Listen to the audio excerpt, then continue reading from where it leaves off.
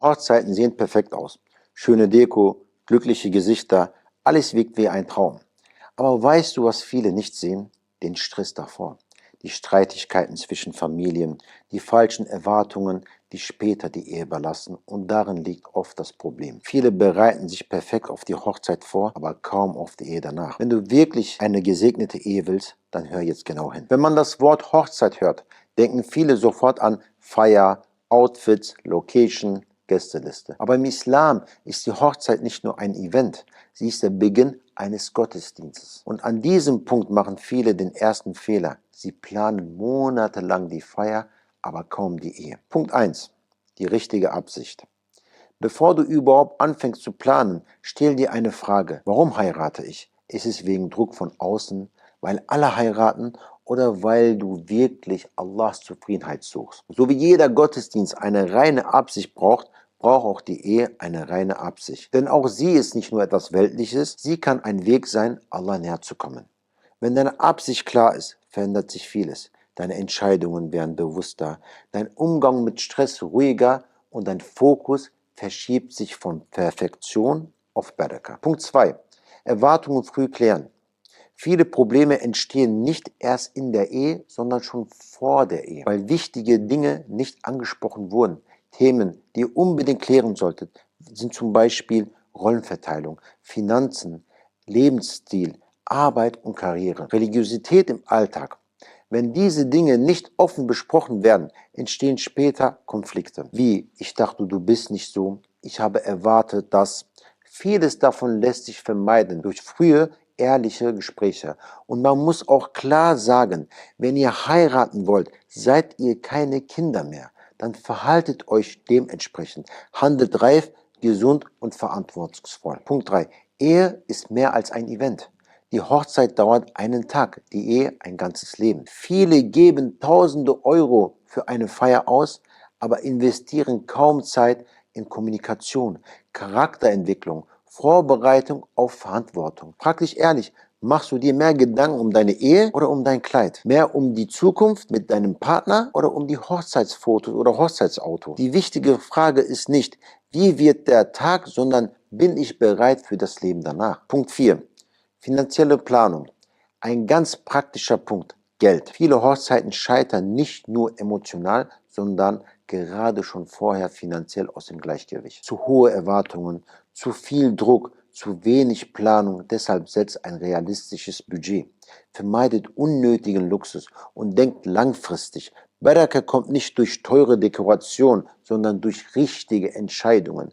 Vermeide dabei auch unnötige Selbstdarstellung. Schau nicht mit Eifersucht auf andere Hochzeiten. Vergleiche deine Hochzeit nicht mit der von anderen, nicht beim Fest, nicht beim Gold und nicht bei anderen äußeren Dingen. Belastet eure Ehepartner nicht unnötig. Setzt euch nicht gegenseitig unter Druck, denn oft ist es besser, einen Partner zu haben, der dir spirituell und emotional viel gibt, auch wenn er finanziell weniger bieten kann, als jemanden, der dir materiell vieles gibt, aber religiös und menschlich wenig trägt. Viele Menschen machen den Fehler, vom Ehepartner Dinge zu erwarten, nur weil Geschwister, Verwandte oder Freunde angeblich mindestens so viel bekommen haben. Aber jeder Mensch ist anders. Jede Ehe ist anders. Jede finanzielle Situation ist anders. Drängt euren Partner nicht durch überhöhte Erwartungen in Richtungen, die nicht erlaubt sind, zum Beispiel in Schulden oder sogar in Kredite mit Zinsen. Am Ende heiratet ihr einander. Ihr seid keine Gegner. Ihr sollt euch entlassen, nicht belasten. Punkt 5. Familien einbeziehen, aber richtig. Ehe bedeutet nicht nur zwei Personen, oft bedeutet sie auch zwei Familien. Und hier entstehen häufig Spannungen. Wer entscheidet was? Wer übernimmt welche Kosten? Welche Traditionen werden eingehalten? Deshalb ist es extrem wichtig, Aufgaben klar zu verteilen und Erwartungen früh zu klären. Dazu gehört auch klare Kommunikation und religiöse Sensibilität. Man sollte offen ansprechen, wo islamische Grenzen sind, wo Rücksicht nötig ist und wo man mit Weisheit vorgehen muss. Punkt 6. Kulturell und islamisch unterscheiden. Viele Dinge, die wir als Pflicht ansehen, sind in Wahrheit nur Kultur. Der Islam macht die Ehe einfach, die Kultur macht sie oft kompliziert. Frag dich bei jeder Entscheidung, ist das wirklich islamisch notwendig oder nur gesellschaftlicher Druck. Kultur muss man nicht pauschal ablehnen. Nicht alles Kulturelle ist falsch. Aber sobald kulturelle Erwartungen den religiösen Grenzen widersprechen, dem Ehepartner schaden, finanziell oder emotional, muss man das vernünftig frühzeitig ansprechen. Punkt 7. Kommunikation und Konfliktfähigkeit. Die Hochzeitsvorbereitung ist oft eine der ersten Prüfungen als Paar. Stress, Zeitdruck, Emotionen und gerade dann zeigt sich, wie gut könnt ihr miteinander kommunizieren. Eine starke Ehe braucht Geduld, Zuhören, Respekt, nicht nur Liebe. Wichtig ist, dass ihr euch wirklich versteht, auf einen gemeinsamen Nenner kommt und als Ehepaar zusammenhaltet. Denn ihr werdet nicht jeden Menschen zufriedenstellen können. Deshalb müsst ihr lernen, gemeinsam zu stehen, gemeinsam zu denken und gemeinsam durch diese Phase zu gehen. Punkt 8. Gefühle und Klarheit.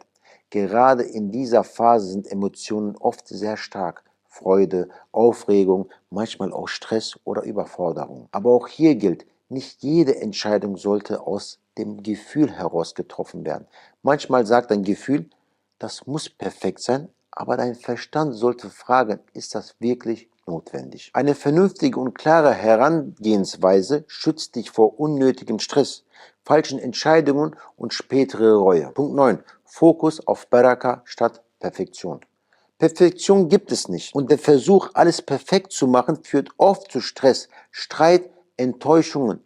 Baraka entsteht durch gute Absicht, Einfachheit, Dankbarkeit. Wir leben nicht in einer perfekten Welt. Deshalb muss auch deine Hochzeit nicht perfekt sein. Und seien wir ehrlich, nach ein paar Wochen erinnert sich kaum noch jemand an jedes Detail deiner Hochzeit. Die Menschen reden weiter, leben weiter, beschäftigen sich mit ihrem eigenen Leben. Was aber bleiben kann, sind die Schäden, die durch den ganzen Druck entstanden sind. Verletzungen, Spannungen, Streit, emotionale Erschöpfung und vielleicht sogar Probleme zwischen zwei Familien oder zwischen Ehepartnern. Darum ist Baraka wichtiger als Perfektion. Punkt 10. Vorbereitung auf dich selbst. Viele bereiten die Hochzeit vor, aber nicht sich selbst.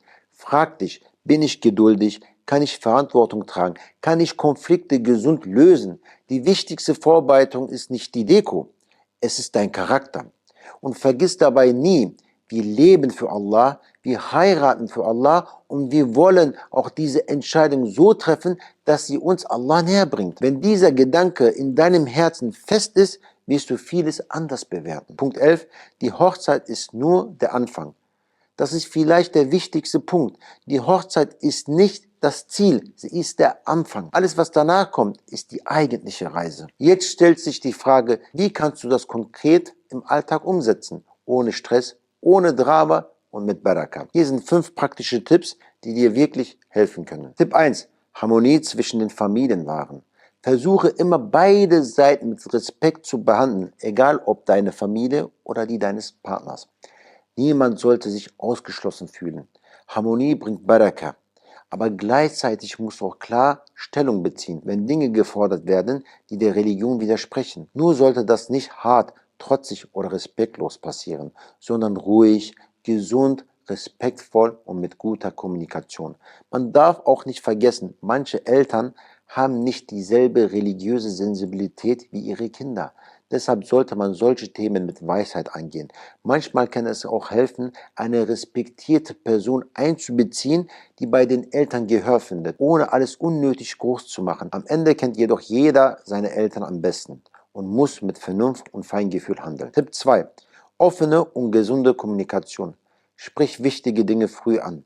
Erwartungen, Grenzen, Wünsche. So vermeidest du Missverständnisse und unnötige Konflikte.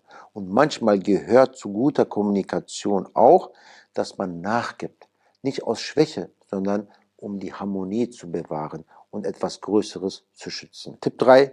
Von den Richtigen lernen. Sprich mit Menschen, die bereits verheiratet sind und die dir gesunde, reife und ausgewogene Ratschläge geben können. Nicht jeder Verheiratete ist automatisch auch ein guter Ratgeber. Deshalb such dir Menschen, die Erfahrung haben und gleichzeitig in der Lage sind, weise, fair und verantwortungsvoll zu beraten. Frage sie, was lief gut?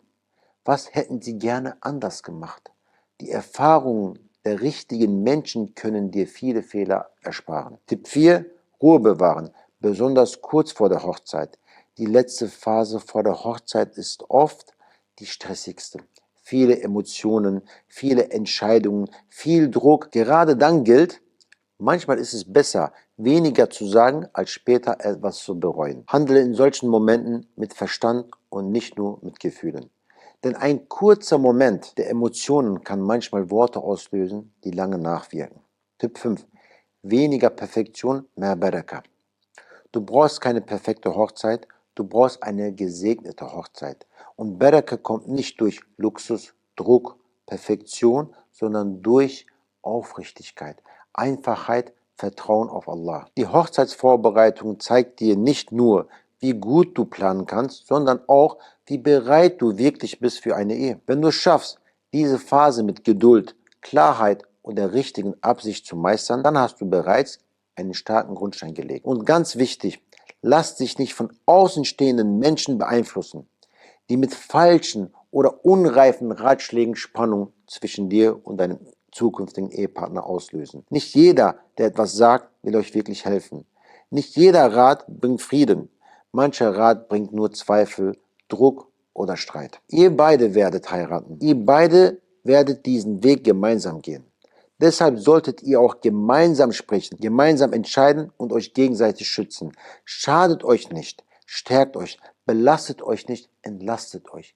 Wenn ihr in dieser Phase lernt, miteinander statt gegeneinander zu handeln, dann ist das schon ein Zeichen von Reife und ein guter Anfang für eure Ehe. Like das Video, damit mehr junge Muslime davon profitieren, und abonniere den Kanal für mehr Inhalte um Ehe, Islam und persönliches Wachstum.